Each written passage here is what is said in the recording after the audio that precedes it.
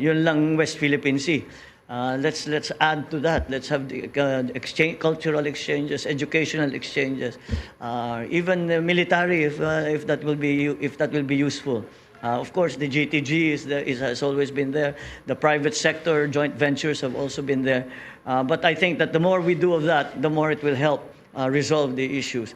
I will also mention that it's an important player, an important actor in all of this in the region, in terms of the regional geopolitics, will be ASEAN and even APEC, because they have an interest. They are stakeholders in this. So I think we can say that we need for those for ASEAN especially to be active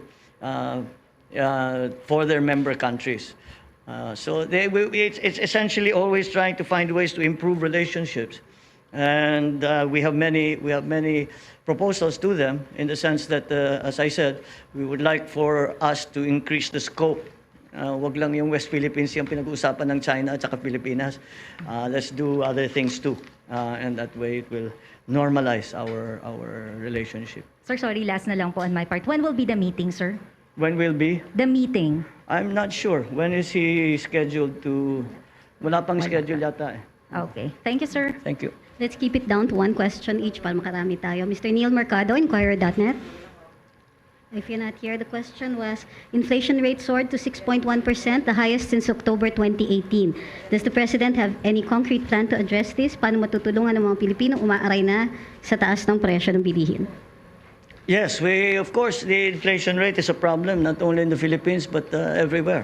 Our inflation rate, anong pinote na inflation rate? Right now, What did the... 6.1. 6.1? Yes. I think that I will have to disagree with that number. We are not that high.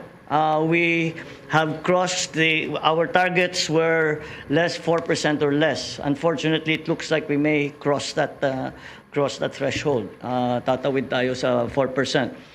That's why again we have to think about interest rate levels.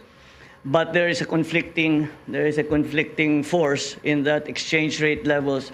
The United States, the dollar, has gained in all against all currencies. So the dollar has gained against all currencies. The specific effect is that it actually will start to be part of it will be part of the components of the inflation. So we are having to be careful, because essentially our economic policy right now, our monetary policy right now is essentially to use interest rates to control the inflation rate. We are not looking specifically to the exchange rates.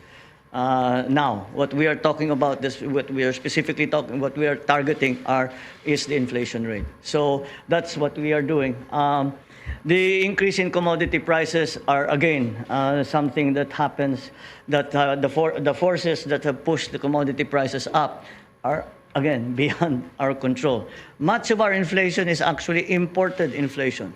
It is imported because it is the inflation on the products that have suffered inflation that we import.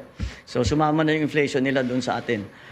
So we have to when we analyze, we have to make those categorical differences so that to better understand really what the situation is. Ivan Mayrina, GMA7. One question, please. Mr. President, what support can the transport sector expect from the administration? Do we expect more or continued fuel subsidy? At gayon din po sa mga pasahero, what can they expect? Patuloy pa rin po ba yung libreng sakay? At i-expand po ba ito? Thank you. Okay, good. I'm glad you asked. We just discussed that we are going to try not only to continue the fuel subsidies for the transport sector, but to expand it to include the tricycles, which up to now have not been included.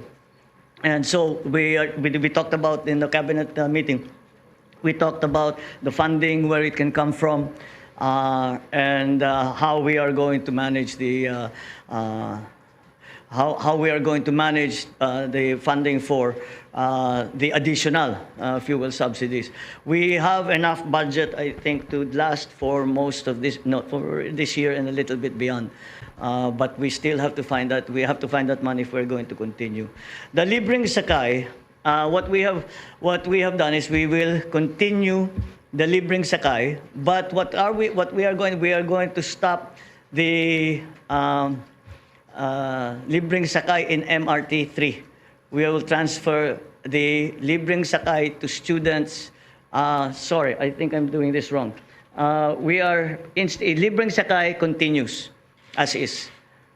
That continues. But what we are going to do is we are going to do a program for the students. Because if they come in, we will fully subsidize first their pamasahe. We'll phase it out because we cannot afford to keep that going. But students will ride for free on LRT2, which is going to the university belt. So yes, so that's what we extended the fuel subsidy, and we moved the subsidy or the subsidy for riders to the LRT to assist our students who are coming back in September. Thank you. Thank you. Ms. Bettina Unite, Manila Bulletin.